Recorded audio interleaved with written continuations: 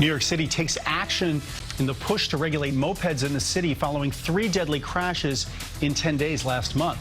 Welcome back. I'm Dick Brennan. And I'm Christine Johnson. The new legislation announced today would allow the city to have more oversight over moped sharing companies like Revel. It comes as the mayor reviews a plan for the controversial service to return to the streets. CBS 2's Lisa Rozner explains.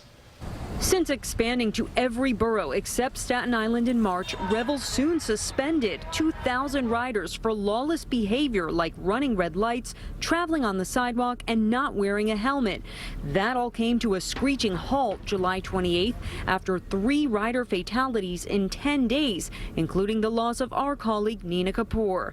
The company stopped service here, and the mayor admitted the city had the authority to regulate Revel, but never did. That's when they fail.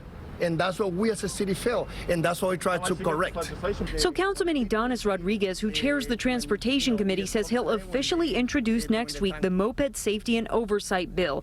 It will require the DOT regulate moped sharing companies like Revel through various ways, including creating a certification process companies have to complete, requiring proof the rider has their helmet on at all times, possibly through sensor technology, and requiring users of mopeds get a specialized license.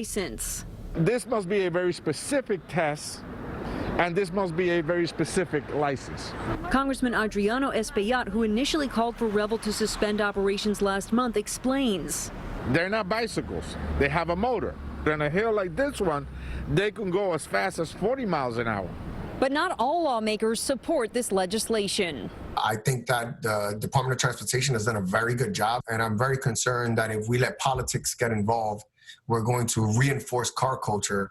Council Speaker Corey Johnson says he'll review the legislation, but last month we asked, do you think it's appropriate when and if Revel starts up again that they self-police? I mean, do you want to see DOT more involved here? I do think that DOT needs to take a more hands-on and affirmative role. Revel claims it's tried contacting Rodriguez to engage with him on the legislation, but the councilman says he has not heard from the company since it ceased operations last month. In Washington Heights, Lisa Rozner, CBS 2 News. Now, Revel's safety plan includes requiring users to take a selfie with a helmet before the vehicle can start. It also requires users to watch a 20-minute training video followed by a quiz.